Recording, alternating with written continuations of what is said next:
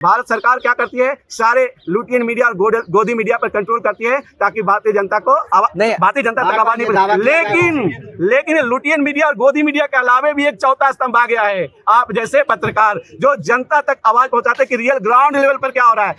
कल से एक छोटा सा एग्जांपल, मनीष सिसोदिया साहब के घर में जाके उनका कुत्ता खाना खाया कि नहीं, बीवी रात को सोई नहीं, 24 घंटा चल रहा है ना, गलती बोल रहा हूं बताइए आज तक पर। लेकिन बताइए किसी ने भी देखा कि पिछले 8 दिन से ये सैनिक भूखे प्यासे कैसे जी रहे हैं इस रोड पर, दिल्ली के महान देश के महान राजधानी के सड़कों पर पिछले 8 दिन से बुला रहे हैं, चिल्ला रहे हैं कि भाई हमें न्याय दो न्याय दो। किसी गोदी मीडिया लुटियन मीडिया आया नहीं आया, ये आपके कारण कि जन जन तक पहुंचाने की आवाज आपकी जिम्मेवारी है और प्रूव करना है कि लुटियन मीडिया और गोदी मीडिया के अलावा भी एक और मीडिया है, वो भारतीय मीडिया है जो आप देख सकते हैं। संविधान सबको समानता का अधिकार देता है कि नहीं। बाबा साहब ने क्या सपने देखे थे, चंद्रशेखर आजाद ने क्यों कुर्बानी दी थी, भगत सिंह ने क्यों अपनी जान की कुर्बानी दी थी। ये सरकार जिनका कब्जा सोशल मीडिया, गोदी मीडिया और जो लुटियन मीडिया आपस में लड़ते थे, आप जैसे पत्रकार के कारण ही ये समाज में जागरूकता फैल रही है कि अब सैनिक जाग चुके हैं जो भारतीय जमीन से उठे हुए हैं। डिसिप्लिन फौज है, डिफेंस डिसिप्लिन फौज है। वहां पर जब प्राइम मिनिस्टर आते हैं, राष्ट्रपति आते हैं तो साथ में खड़ा करते हैं, तुम्हें क्या बोलना है और क्या नहीं बोलना है। अगर आपसे पूछा जाएगा आपने एक्स्ट्रा बोल दिया तो रात को फिर आपका डिसिप्लिन एक्ट में आपको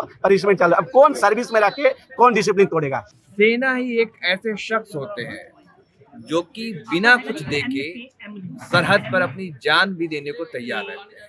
वो जान अपनी हथेली पर लेके चलते हैं और देश की सेवा के लिए। लेकिन आज सैनिक जो है वो देश की राजधानी दिल्ली के जंतर मंतर पर आप देख सकते हैं कि ये बड़े बड़े बैनर लगा करके लिख रहे हैं इस समय जितना भ्रष्टाचार भारतीय फौज में है और किसी मसले में नहीं है। लेकिन सरकार ने कभी इस तरफ ध्यान नहीं दिया और ये गंभीर मसला है, बड़ा ही गंभीर आरोप लगा रहे हैं। ये तमाम रिटायर्ड सैनिक है, रिटायर्ड फौजी है जिन्होंने सरहद पर लड़ाई लड़ी है देश की खातिर, देश के लिए। और इनमें से कई लोग ऐसे भी हैं जिन्होंने जंग में जो घायल भी हुए हैं, लेकिन आज ये धरने पर बैठे हैं और सरकार है कि सोई भी है, चुप्पी साधी हुई है, कान तले उनके जू नहीं रेंग रही है। तो इनसे समझते हैं क्या है पूरा मामला। तो सबसे पहले मैं आपका नाम जानना चाहूँगा। मैं उमेश कुमार हूँ, मैं Ambernath United ex service association Ambernath Badlapur Maharashtra आया हूँ। जो हमारे जो यहाँ पर हमारे भाई लोग बैठे हुए हैं, सिर्फ ये दिल्ली के आसपास के लोग नहीं हैं, इनकी आवाज भारत के कोने कोने तक पहुंची है। साउथ इंडिया के केरल से लेकर के वो जम्मू कश्मीर, बंगाल से लेकर क्या मांगे हैं आप लोगों की। हमारी मांगे क्या हो गया ऐसा। सिर्फ एक छोटे से सवाल आपसे ही पूछता हूँ कि अगर आप सियाचिन में, आपने भारतीय जनता को बहुत सारी चीजें नहीं मालूम, सियाचिन ग्लेशियर में एक छोटी सी बात बताइए। सियाचिन ग्लेशियर में आपने बहुत सारे यूट्यूब चैनल पर, व्हाट्सएप देखो कि -50 डिग्री में टेम्परेचर जवानों को सहना पड़ रहा है। तो एक बात बताइए, जो भारतीय जवान हैं उनको ठंड अलग से लगती है और भारतीय जो कमीशन अफसर उनको ठंड अलग से लगती है? नहीं लगती है। अब एक बताइए, जो कमीशन अफसर हैं उनको डबल ट्रिपल अलाउंसेस और जवानों को सबसे कम अलाउंसेस, ये गलत बात है कि नहीं भारतीय जनता। अच्छा, दूसरी बात, मिलिट्री सर्विस पे मिलिट्री सर्विस पे जो यूनिक कंसेप्ट है जो यूरोपियन देश में मिलिट्री को मिलता है, भारत में भी बोला गया कि भाई सेना 24 घंटा तत्पर रहती है, खतरा झेलती है, सारे परेशानियों को झेलती है, उनको भी मिलिट्री सर्विस पे दिया जाए। अब एक बात बताइए, जो जवान सियाचिन ग्लेशियर में खड़ा है चाहे रेगिस्तान में खड़ा है, उसके लिए खतरा और जो कमीशन अफसर के लिए खतरा अलग अलग हो सकता है? नहीं हो सकता है। यानी जो कमीशन अफसर है उनके लिए तो उनको ग्रेड पे, रैंक पे, बेसिक पे बिल्कुल अलग मिलता है।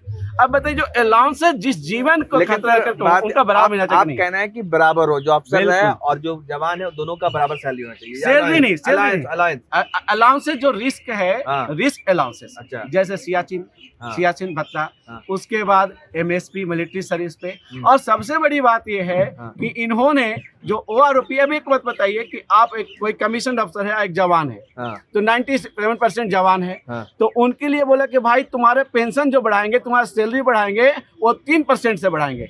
लेकिन जो जवान है, तुम भारतीय जवान के किसान के बच्चे हो, तुमको 2 गुना करेंगे और हम ऑफिसर है 3 गुना। ये अन्याय की बात है नहीं। भारत संविधान सबको समानता का अधिकार देता है कि नहीं। बाबा साहब ने क्या सपने देखे थे, चंद्रशेखर आजाद ने क्यों कुर्बानी दी थी, भगत सिंह ने क्यों अपनी जान की कुर्बानी दी थी।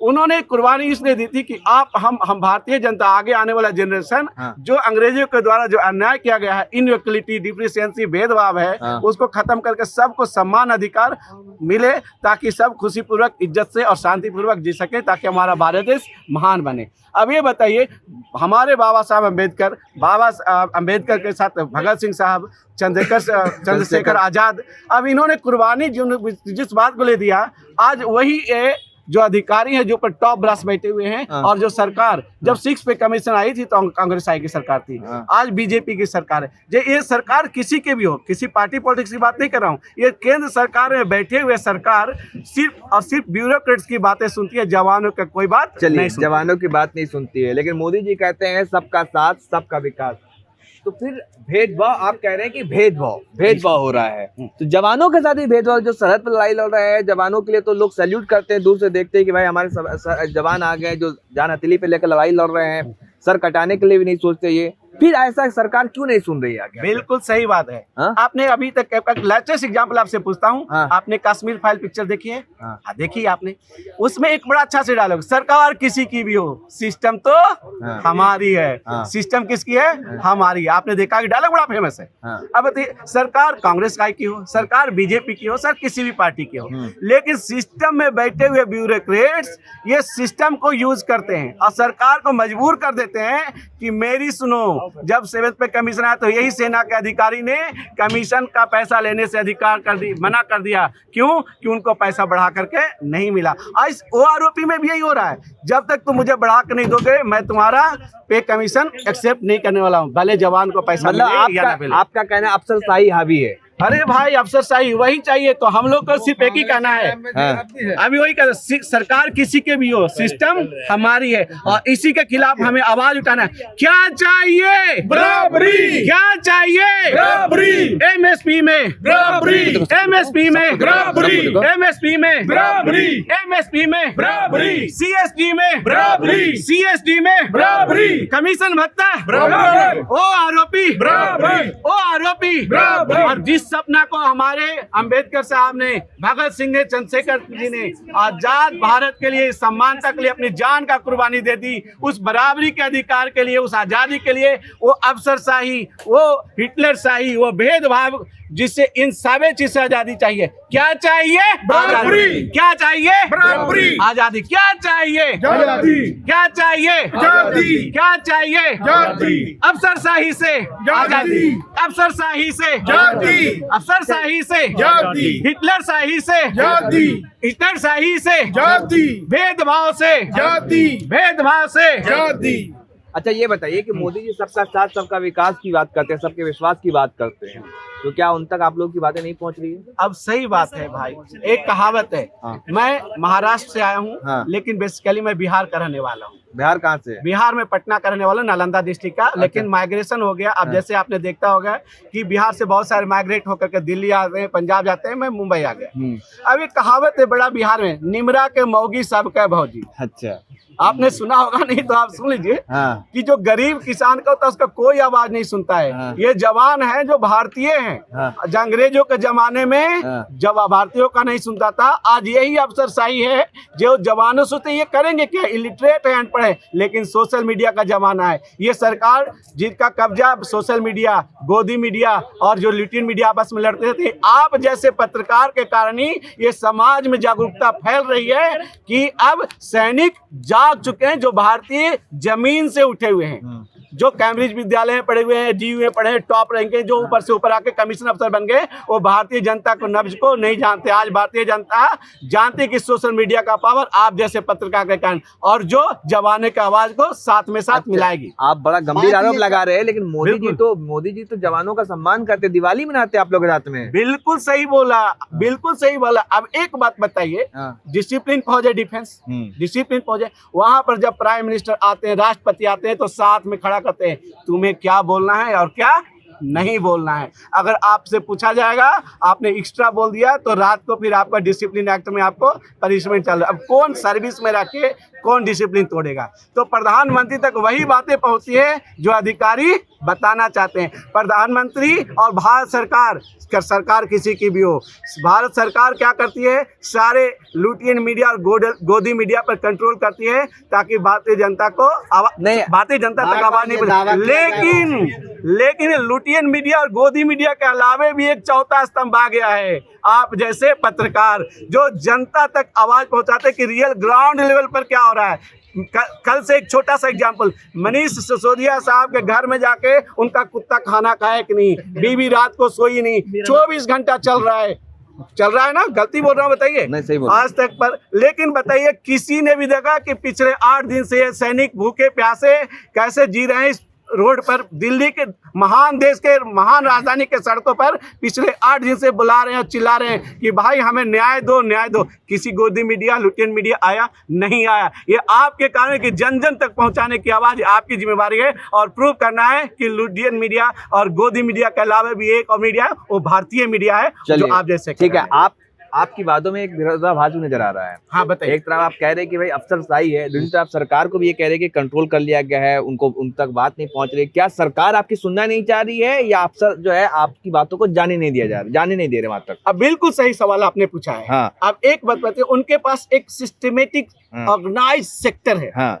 जो ये जानते हैं कि अगर हमें जनता तक, पहले हमें ऑफिसर्स की बात करें, वो जानते हैं कि अगर हमारी ये चापलूसी, ये मक्कारी या चालाकी पता चल गया तो हमारा भारतीय जनता के बीच में इज्जत चला जाएगा। तो जो हम सब खड़े हैं जंतर मंतर पर, पूरे ये जंतर मंतर देखिए, मैं महाराष्ट्र से आया हूँ, president United ex association Ambernath, वहाँ से आवाज वहाँ तक पहुँची। मुझे एसोसिएशन ने हजारों साथियों ने बोला कि आप जाइए, इनका सपोर्ट कीजिए। वहाँ तक गई तो अधिकारी चाहते हैं कि किसी भी कीमत पर इनका आंदोलन ऊपर नहीं आए, और सरकार ये चाहती है कि अगर ये भारतीय जनता को पता चला कि अच्छा सेना में ऐसा भी हो रहा है क्या, तो क्या करेंगे, जनता को बैड इमेज आएगा। जो करंट गवर्नमेंट है वो नहीं चाहती कि हमारे पर किसी प्रकार का आंच, अच्छा वो बीजेपी हो या कांग्रेस हो, और इसी प्रकार को वो किसी भी सोशल नेशनल मीडिया को कवरेज करने के लिए नहीं देती है। ये सिर्फ आपका कर्तव्य बनता है, आपका दायित्व बनता है कि इस बात को उठाया जाए कि सैनिक यहाँ 8 दिन से रोड पर सिर्फ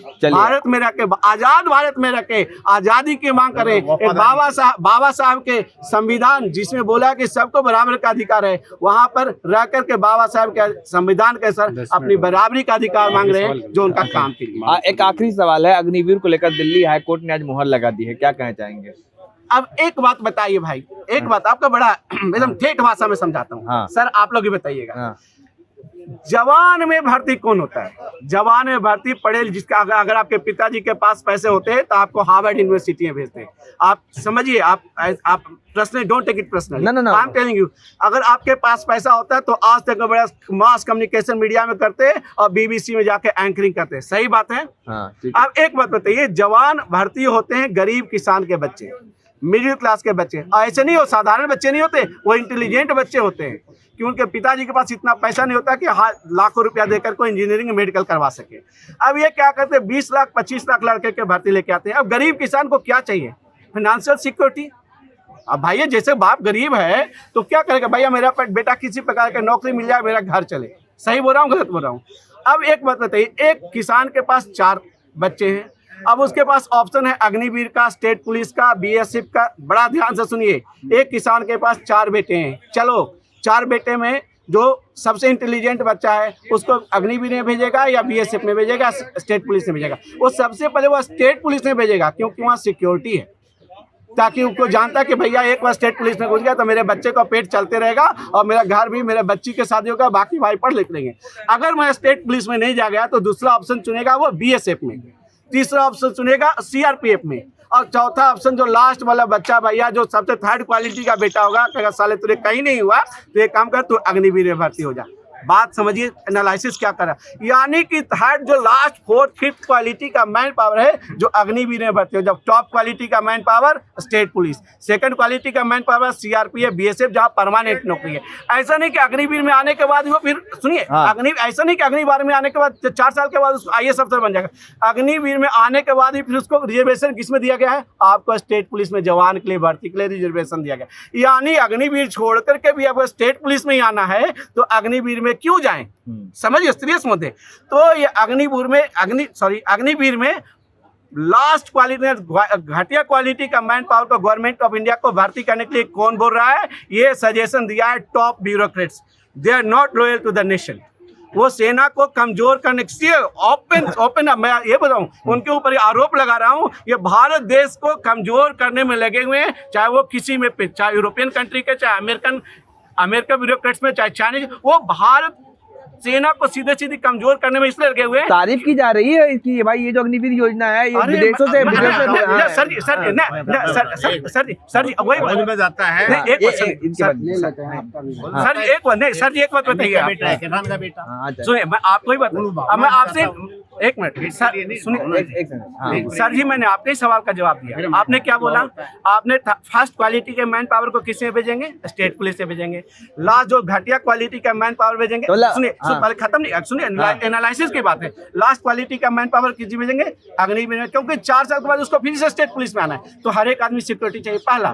तो अब हम ये तो किसान के बाप की बात की जो बच्चा, लेकिन अगर आप होम मिनिस्टर हैं, डिफेंस मिनिस्टर हैं, आप टॉप लेवल में बैठे हो, तो आपको क्वालिटी का मैन पावर चाहिए। जब आप जज करेंगे, अरे बाबा ये तो टॉप क्वालिटी का मैन पावर छाट के स्टेट पुलिस में जा रहा है, और सबसे लास्ट क्वालिटी का मैन पावर अग्निवीर में जा रहा है, क्योंकि 4 साल के बाद उसको स्टेट पुलिस में आना है। तो जो ये पॉलिसी है गवर्नमेंट तो 4 साल 5 साल के बाद चेंज आती है। वही बात है, सरकार किसी की सिस्टम तो हमारे, तो सरकार को सजेशन क्या देते हैं, एक काम करो अग्निवीर में भर्ती करो, सुनिए अग्निवीर में भर्ती करो, और क्या होगा, ये उनकी साजिश है अग्निवीर को देश को कमजोर करने के लिए।